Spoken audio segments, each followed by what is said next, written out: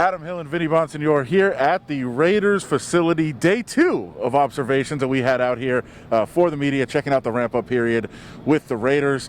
A lot going on, but really not much going on. No pads. You can see the players. You get to get a feel for what they look like out there, but we don't get to see like real full live action yet. Yeah, we're not at that point yet. We'll get there on Monday, and then 14 days of padded practice. Can't wait to get there, but still able to see guys and visually put names to bodies and positions and position groupings. Saw a lot of 2-minute drill toward the end of practice. They've been doing that with heavy work with the tight ends. A lot of use of fullbacks being used in the in pass patterns.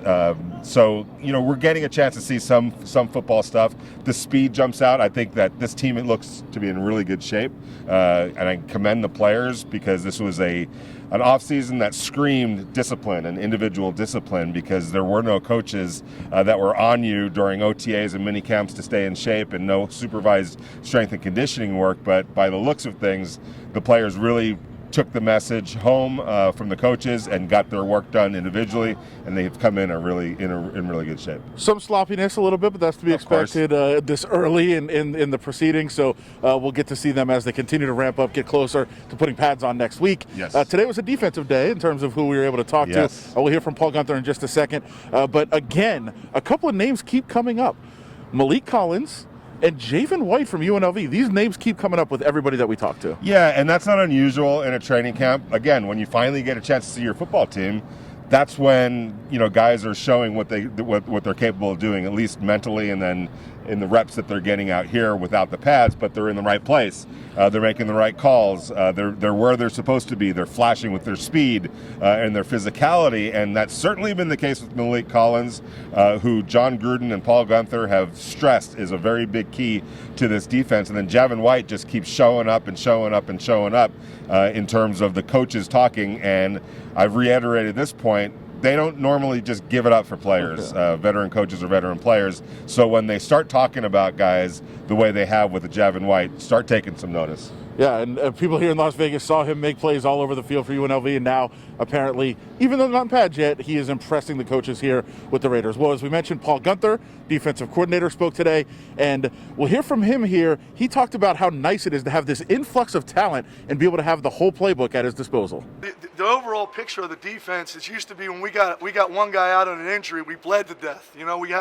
Now we have some depth across the board in the secondary, on the D-line, so we can roll guys through and create roles for each and every guy. It may be 10 snaps to help us to win, it may be 60 snaps to help us win. Whatever it is, we have different guys with different portfolios where you can put those guys in certain spots and utilize their strengths. So it's exciting.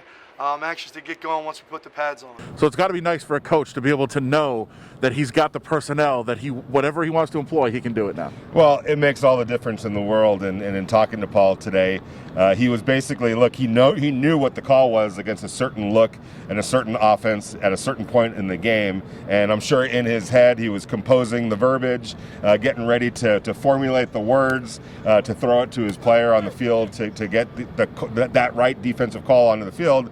And then he stops himself saying, I can't call that because I don't have the players to pull it off. So, and it showed the way the defense has played the last couple of years. But he now finally believes that he does have the necessary speed, the skill set, linebackers that can cover like Corey Littleton and Nick Kwiatkowski, safeties that can cover, a defensive line that's going to, we talked about Malik Collins, get some push from up front. When you have the players, when you have the versatility, when you have the depth, he talked about, look, when we would get a player hurt, it was like bleeding to death. We didn't have the backups necessary, and that was all about roster reconstruction. John Gruden and Mike Mayock has painstakingly revamped this roster and retooled this roster to a point now where, and you can see it, that's a different looking Raiders team than we have seen the last couple of years, just physically and body-wise and speed-wise.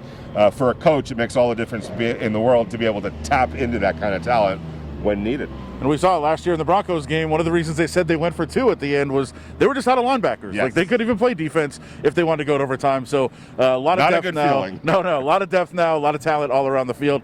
You can read all about Vinny's story talking about that very subject in the Review Journal. Ed Graney, will be working on a Cleveland Furl piece. I know Cleveland Furl talked today about what he learned in year 1 and transferring that over to year 2. Check all that out in the Review Journal.